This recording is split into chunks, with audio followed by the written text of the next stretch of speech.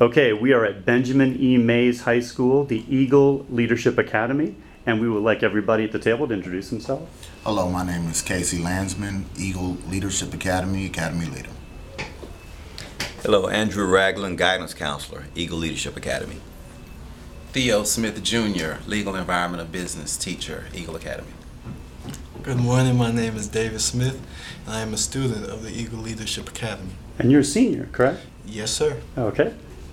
Hello, my name is Nicholas Williams. I'm currently the Vice President of the Eagle Leadership Academy, and I'm a senior.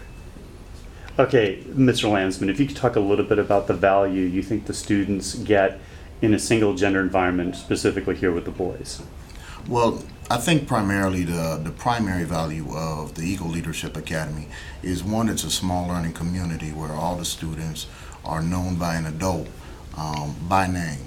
But additionally, as it relates to single gender and male, the Eagle Leadership Academy is set up so that the staff here are able to go and undergo training to learn instructional practices that specifically relate to how the individual males learn. And Mr. Williams, if you could talk a little bit about some of the value that you've gotten, what's been the difference in moving from a co-ed environment to an all-male environment as a student? Well, one of the differences that I have experienced is there's more focus and more of a unity and brotherhood in the academy. Is it less distraction when there are fewer females around? I mean, obviously the school overall has a lot of girls in the halls and at lunch, but in the classroom, what's the big benefit of being able to focus? Well, let's say in a co-ed environment, you're busy trying to impress the opposite sex.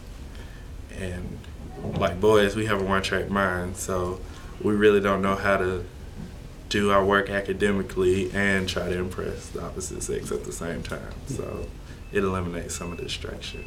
Well, David, talk a little bit about the brotherhood aspect of it. Everybody seems to mention that there's a little bit more unity when it's all guys studying together and trying to get through high school together to move on to college.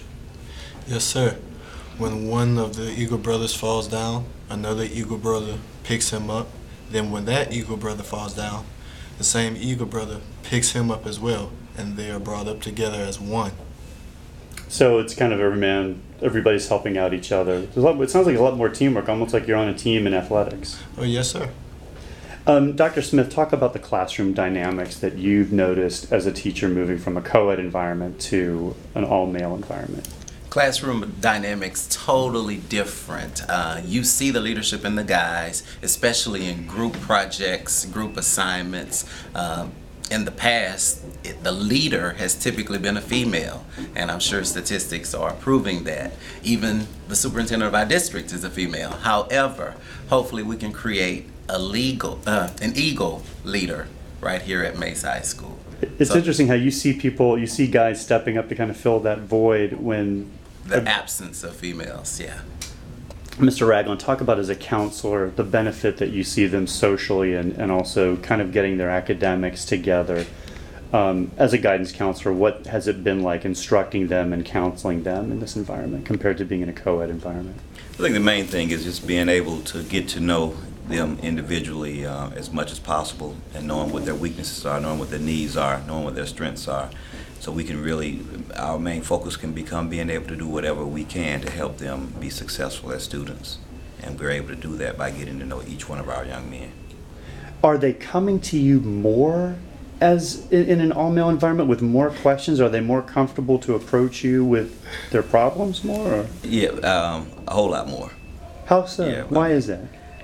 So much to the point where where I have to get special passes now to allow them to come. Really? It could be nonstop. Why do you think that is? Why do you think they're more prone to go ahead and talk to you about their problems? Because I've developed a great relationship with them, and they I pretty much have always had an open door policy, and they have no problems coming in and expressing, sharing, or talking with because they know I'm open to listen. Mr. Landsman, I want to ask you, if I can, briefly about the 5 M's, but in particular, I noticed the students were very interested in the music M and the motion M about these 5 M's. If you could give a brief description of the 5 M's and why they apply to males. Well, basically, the philosophy is men need movement, music, and manipulatives to be motivated or memorized. The male brain shows that with those movements, music, or manipulatives, the male brain is engaged and stimulated. By engaging the male brain and hence the whole child, that facilitates learning. And Mr. Williams, if you could talk about music, we were just speaking earlier about when you're taking a test, one of your teachers will actually play classical music. Talk about the difference between being in a kind of a silent test-taking environment versus having a little bit of soothing classical music playing in the background. Well, let's say taking a test silently, you're more focused and it gets a tad bit overwhelming. And when you have music, you have a mental relief, and it's kind of stimulates and distracting.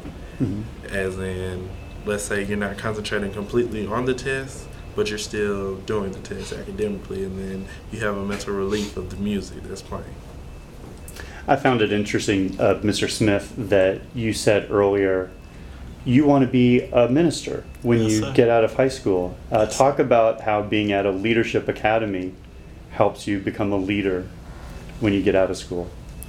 Well, as a minister, you have your congregation, and your congregation looks for you to lead them.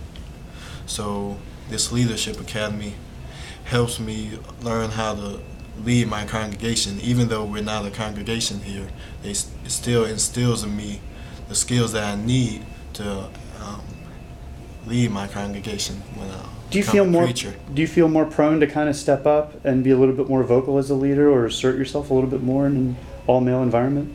Yes, sir. And we just said earlier you're going to be going to college at, hopefully, Morehouse. and that is an all-male environment, so you'll be sir. ready for that. Yes, sir. And you hope to go to the University of Florida and Right. study linguistics. Yes. What do you think this all-male atmosphere has done to prepare you for college? It's prepared me for college, as in working hard. Like, our motto of the academy is work hard, long hours, ready to compete. So that's what it's prepared me to do. So when I go to college, I'll work hard, long hours, studying, ready to compete with my fellow classmates. Well, everybody here from the Eagle Leadership Academy, thank you so much, and good luck with the rest of the school year. Thank you.